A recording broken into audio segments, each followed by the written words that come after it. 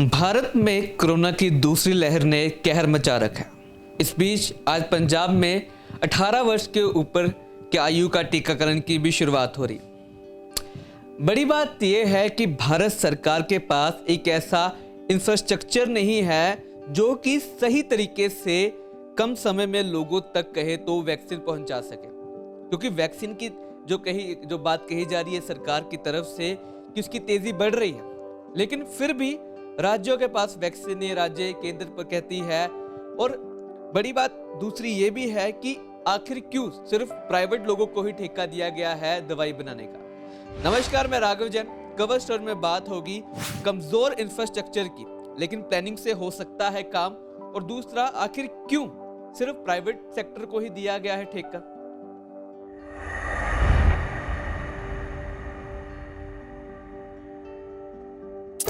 हम सब मानते हैं कि भारत के पास एक ऐसी रणनीति नहीं थी, एक ऐसा प्लानिंग नहीं थी जिससे वह इस परिस्थितियों से बाहर निकल पाए, क्योंकि किसी ने अनुमान तक नहीं लगाया था। जो कुछ महीने पहले अपने आप को एक विजेता घोषित कर चुका था, कह रहा था कि हमने कोरोना से एक जंग जीत ली है, जिसके बाद शायद सभी बहुत ज्यादा रिलैक्स हो गए। जिसके बाद हम देख पा रहे थे कितनी बड़ी बड़ी रैलियों का आयोजन हुआ, कुंभ मेले का आयोजन हुआ, जिसके बाद हालात एकदम से ऐसे बिगड़े कि राज्यों में लॉकडाउन लग चुके हैं, कहीं वीकेंड लॉकडाउन लग चुके हैं, परिस्थितियां बिल्कुल पलट चुकी हैं। हम देख पा रहे हैं कि कैसे लोग तड़प रहे हैं, लोगों के पास ऑक्सीजन की कमी है, लोगों के पास बेड नहीं मिल पा रहे हैं। तो पूरी तरह से जो कहे तो सिस्टम है हमारा चरमरा सा गया है। अब बात करते हैं कि प्लानिंग से कैसे काम किया जा सकता था। अगर देखा जाए तो भारत में बैंकों की कमी नहीं है, हर जगह हमें बैंक दिख जाते हैं, और एटीएम की कमी नहीं है। दूसरा, राशन की दुकान, हर गली में हर नुक्कड़ पे हमें राशन की दुकान दिख जाती है। अगर इन राशन की दुकान को, अगर इन एटीएम को, अगर इन बैंकों को हम वैक्सीनेशन में तब्दील कर दें, अगर कह दिया जाए अगर कोई व्यक्ति राशन लेने आता है तो उसके राशन कार्ड पे पहले चेक किया जाएगा कि वो वैक्सीनेट है या नहीं, उसके बाद उसे राशन दिया जाएगा।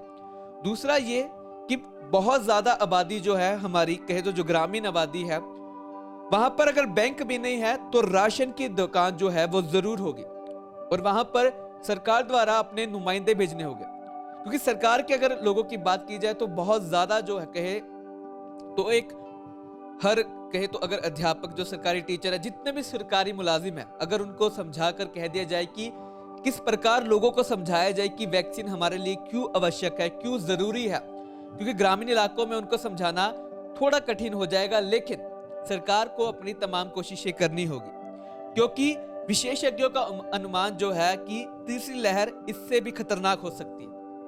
और दूसरा, उनका यह भी कहना है कि अगर हम लोग पहले से संभल जाते हैं, हम आने वाले एक साल में कोई बड़ी रैलियों का आयोजन नहीं करते हैं, बड़े समागम नहीं करते, बड़े बड़े शादी समारोह नहीं करते हैं, तो कहीं ना कहीं हमें जो तीसरी लहर है या तो वो पूरी तरह से रुक भी जाएगी। अगर वो तीसरी लहर आती है तो कहीं ना कहीं हम उस पे बच पाएंगे। हम सिर्फ और सिर्फ अपने इंफ्रास्ट्रक्चर को कहे तो नकार नहीं सकते, और मतलब इससे हार कर हम बैठ नहीं सकते। जो परिस्थितियां हैं उसका कहीं ना कहीं हमें सामना करना पड़ेगा। इस वक्त जो माहौल है वो इस प्रकार है कि राज्य जो है सिर्फ केंद्र पर जो कहे तो बात कह रही है कि केंद्र हमें माल नहीं पहुंचा रहा है। केंद्र का कहना है कि हम जो है सुचारू रूप से माल भेज रहे हैं, तो वही जो सुप्रीम कोर्ट है या फिर हाई कोर्ट है बार बार टिप्पणियां कर रहे हैं। उनका कहना है कि सिस्टम पूरी तरह से चरमरा गया है और इससे हर कोई वाकिफ है। लेकिन बड़ी बात यह है कि जान की कीमत बेहद सस्ती हो चुकी है। खबरें आ रही है 800 रुपए की चीज को 80-80 हजार में बेचा जा रहा है। एक कहे तो लुधियाने से अगर अंबाला जाना है तो लाखों रुपया ले जा रहे हैं एम्बुलेंस के। कई मामले जो है पकड़े जाते हैं, और कई ऐसे भी बहुत सारे मामले होंगे जो अभी तक हमारे हाथ में नहीं आए। इसको लेके भी कई सारी फोर्सेस का गठित किया गया है, लेकिन उसके बावजूद भी कहे तो कालाबाजारी बहुत ज्यादा बढ़ चुकी है। ये वो समय है जब हम सभी को एक साथ आगे बढ़ना है, क्योंकि अभी भी हम दूसरी लहर को कहे तो खत्म नहीं कर पाए हैं। एक्सपर्ट्स का यह भी दावा है कि अगले महीने इस पीक में फर्क आएगा, लेकिन अगले 15 दिन, अगले 10 दिन की बात की जाए तो अभी ये पीक और ऊपर जानी है। मामले दिन प्रतिदिन बढ़ते ही जाने हैं। ऐसी परिस्थितियां अगर और रही, सरकार पहले ही नाकामी जो है वो दिख पा रही है, दुनिया भर से मदद आ रही है, लेकिन वो मदद कहां जा रही है ये पता नहीं लग पा रहा। कहीं से वेंटिलेटर आ रहे हैं, कहीं से दवाइयां आ रही है, कहीं से कुछ इंफ्रास्ट्रक्चर आ रहा है, लेकिन उसके बावजूद भी है जो सरकार के हाथ में गए तो कुछ आ नहीं रहा, लोग अब भी तड़प रहे हैं। तो जरूरत है एक अच्छी प्लानिंग की। इंफ्रास्ट्रक्चर तो अभी हमारे पास जो है उसी को लेकर काम करना पड़ेगा, लेकिन अच्छी प्लानिंग की बेहद जरूरत है, क्योंकि सरकार हर बारी जब सुप्रीम कोर्ट या फिर हाई कोर्ट जब पूछती है कि सरकार इसको लेकर क्या कह रही है, तो एक जवाब आ रहा है कि इसको लेकर मीटिंग हो रही है, लेकिन उस मीटिंग का क्या परिणाम आ रहा है ये अभी तक सामने नहीं आ पा रहा। केवल बातों में कहीं बात रह गई और लोगों के हालात बुरे हो गए, तो सरकार जिम्मेदार है, कोर्ट जिम्मेदार है, या फिर कौन?